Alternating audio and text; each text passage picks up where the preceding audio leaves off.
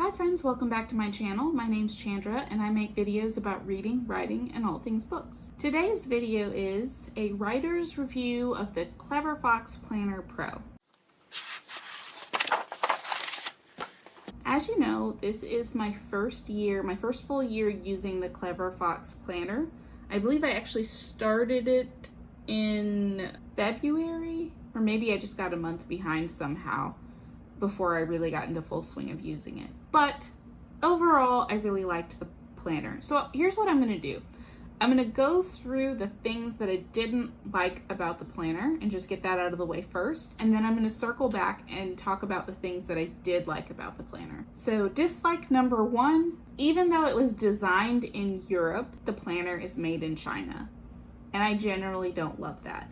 I know that China has a lot of practices around labor that I don't support, and I try to not specifically buy a ton of products made in China.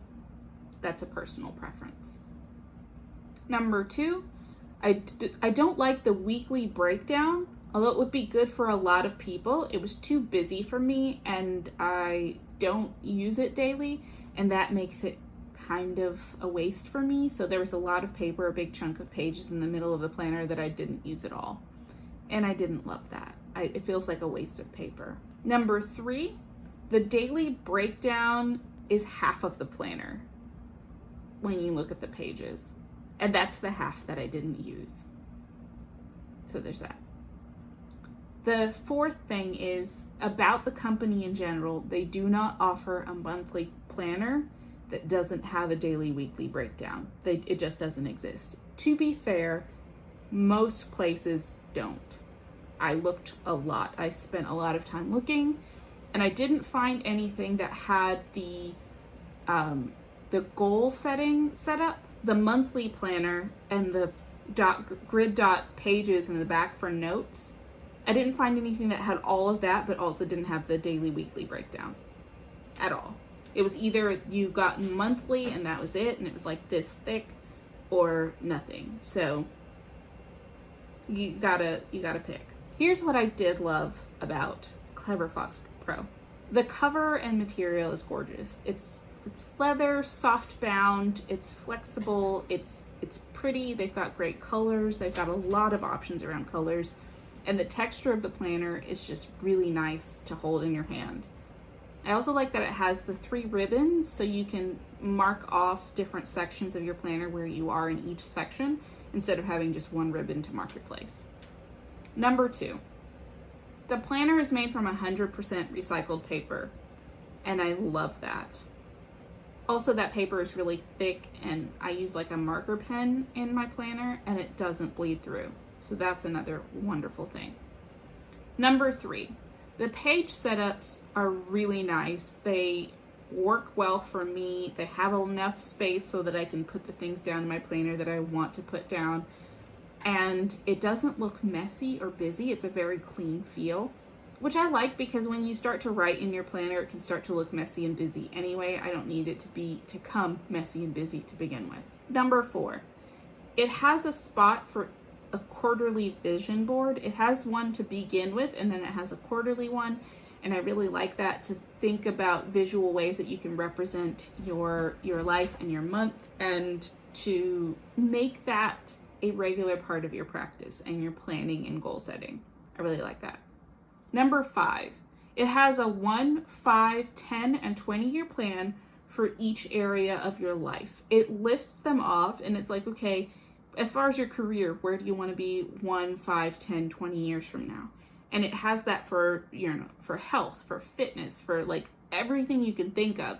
It has a section for that where you can write down specifically, and even if you don't use it, it's good just to visualize and think about it. Jeez, Dobby. Number 6, the 1-year plan is specific. It has, so they have that like general overview, but then it also has a breakdown for the year specifically. And I really like that. It makes you ask questions, and that helps it be more targeted and more focused. Things that I wouldn't necessarily think about.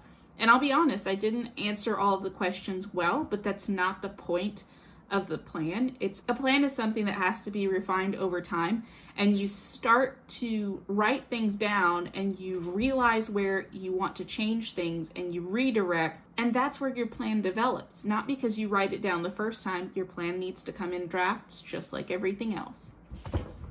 Dobby is literally being the worst right now. He's run into my camera like 3 or 4 times already. I'm over it. Now he wants to play fetch. I don't like you right now. It should be fun.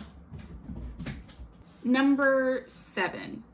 It has a quarterly goals with a reward system and mind map. Mind mapping is something that I'm still new to, but I've really been having a lot of fun with it and using it to clarify my objectives. It's definitely another thing that gets refined the more I do it. The first one I did was terrible, and then the next 3 that I've done have improved significantly. But I have a kind of strategy for them, and a lot of times it has the same things on it, but I build on what I put into it before.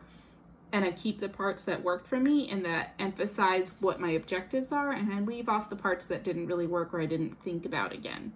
The reward system, it's specific to that quarter, 3 goals that you want to achieve, why you want to achieve them, and what reward do you get when you achieve your goal. That's been really important for me because I've started to be intentional about how I reward myself. And this feeds into a lot of other stuff, partially from the way that I grew up, partially just as an overachiever and a person who's never really satisfied with the way that I do things. It's made me intentional about what is my actual goal? Is the goal that I'm setting achievable? And when I do achieve the goal, how am I rewarding myself? And by making it definable and setting reasonable, achievable goals, I'm able to have ways to reward myself so that the goal means something. Not just having a general goal, but something specific enough that I can achieve it. And then also having a way to show myself that when you achieve goals, positive things happen. Number 8, you can date the planner whenever you want to. It's undated, so you can start a new planner whenever you want. If you don't use it regularly, that's okay too. If you miss a month, that's okay too. You can just start it from wherever you are and keep going. You write the dates in yourself. Number 9, it has a monthly spread. So the monthly spread, as I mentioned in the previous point, it's not dated, but it's got plenty. It's just like a regular calendar, and it's blocked out the same way. So you can divide it up and mark it however you want. You can put designs in it as you fill it out. It has the section on the side for your notes, and it has another section across the bottom where you can just fill it in however you want. And then it has a review of the month, like something that you want to do better. It's got like 4 questions that it asks you, and you set that at the beginning of the month when you're filling out your planner so that you have a way to review. Number 10, it also has specific monthly review pages where you evaluate the month as a whole, how your goals went, how your objectives went, each of those things, and what things you need to do better next time, and you actually write that down so that as you're moving forward, you can see the progress you're making. It also has a little bar where you can mark off on a scale of 1 to 10 how you felt about the month as a whole. Number 11, it has a point graph style page in the back, and you can use it for notes. You can use it to just expand on your thoughts for more mind mapping. I use it to set up like what my projects are and to keep track of everything and to flesh out ideas that I have in my head but I'm not really sure what to do with. I use those pages for all of that, and it can be a bunch of different topics, and I'm still building out what I use those pages for, but it's helped me get really clear on certain things. And one of the things that it helped me get clear on was that I needed to do more around budgeting.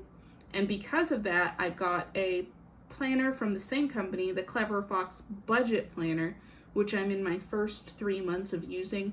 So I'm not going to review that yet, even though I've really enjoyed it. I'm not going to review it until next year after I've used it for a full year. This is everything that I liked and disliked about the Clever Fox Planner Pro.